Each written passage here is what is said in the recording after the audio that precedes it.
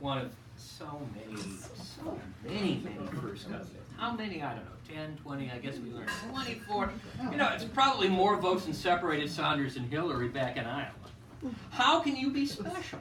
You know, you compared with these Mostov cousins we got. It's Stephen with a PhD in Jewish studies. We got Richie, a Harvard grad, labor law expert. We got Jimmy, a Harvard MBA. We got Susan and Jeffrey, who crack judicial gavels. We got Eddie, a scholar and teaches rabbis. Charles, who sits next to President Obama at Los Angeles dinner parties. We got Joni over there, who in her living room hosts the Secretary of State. We got Carol, who writes winning U.S. Supreme Court briefs. We've got Julie, who flies around the world on the university's expense account. And then there's our Michael.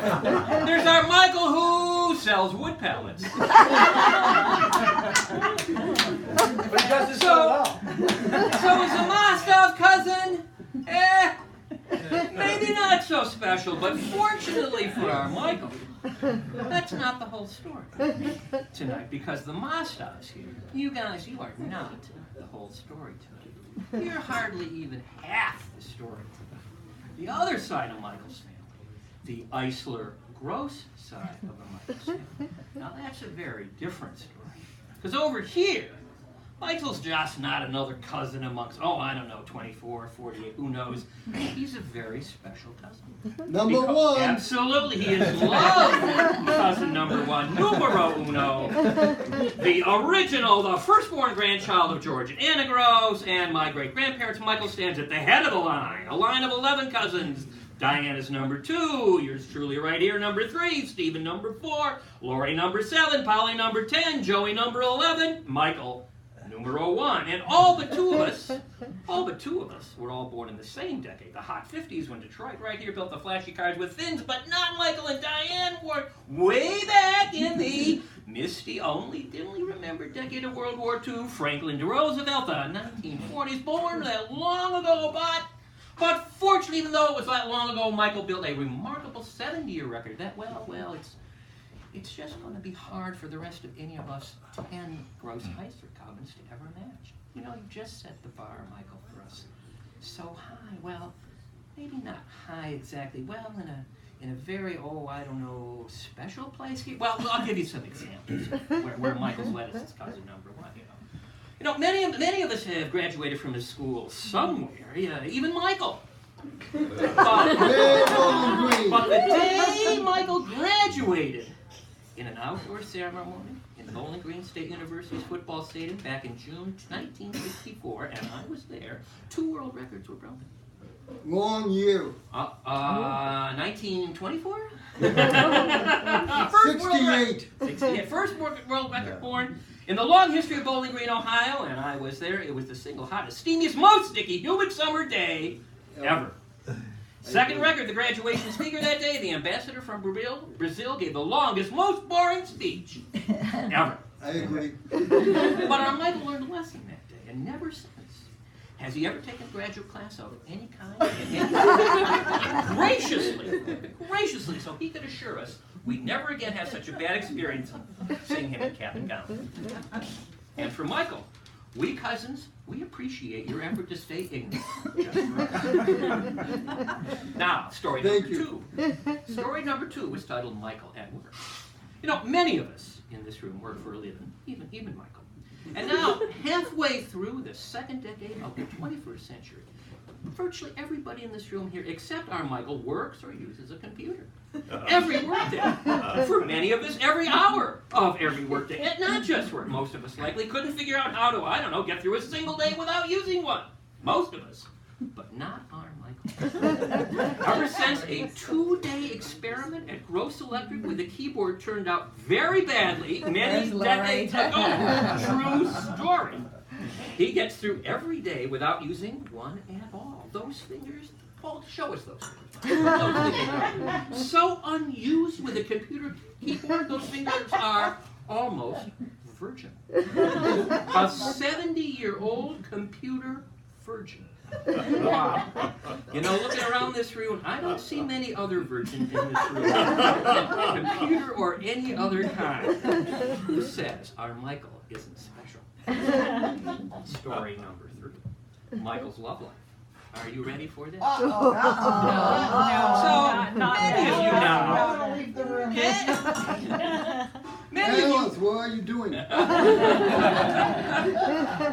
many of you now are or have been married, so who here has the longest record of not being married? Of course, it's our Michael.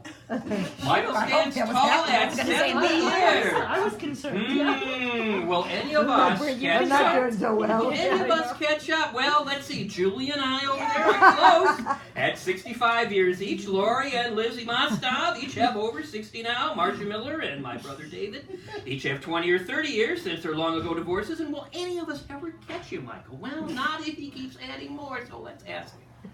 Michael? Adding many more years to your not married record, Michael? Or, in the spirit of Cyrano de Bergerac, should we simply ask Alice for you?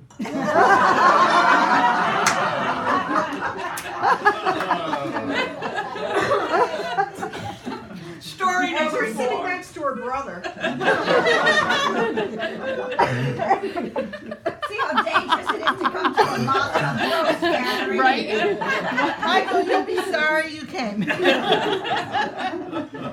Story number 4, 70-year records.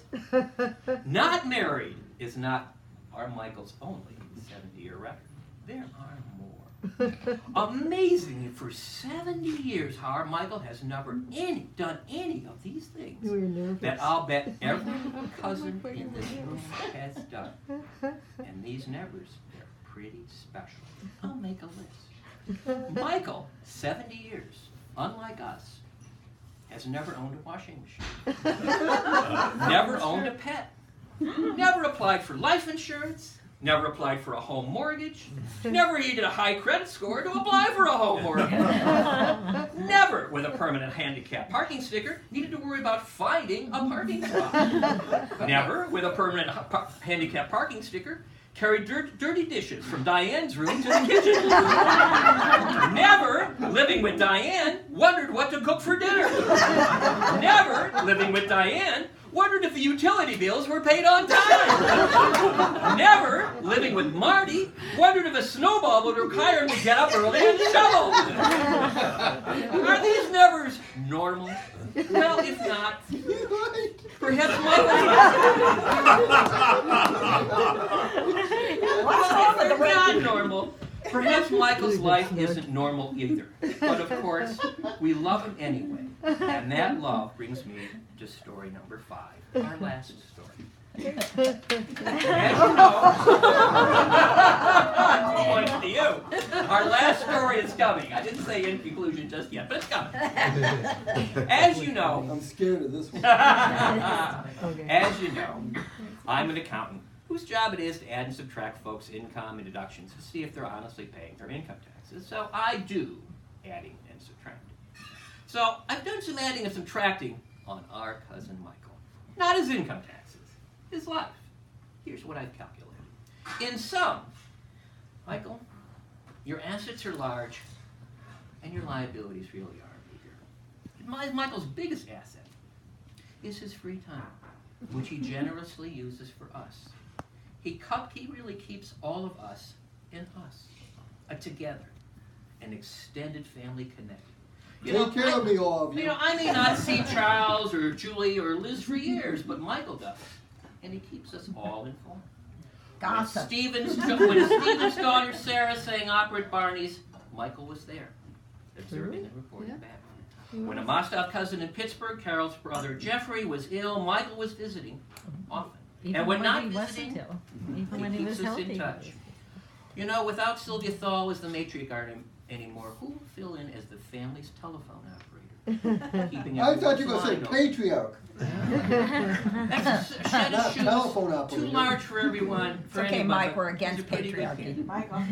So in other words, adding it all up, Michael, what you are, you're the family's Elmer's glue. No one else could glue together this. First cousins from so many states on a cold, well, not so cold, February night in Detroit. Our Michael, our Eisler Gross Mostov, cousin number 1. For you, Michael. Happy 70th. Oh, wow.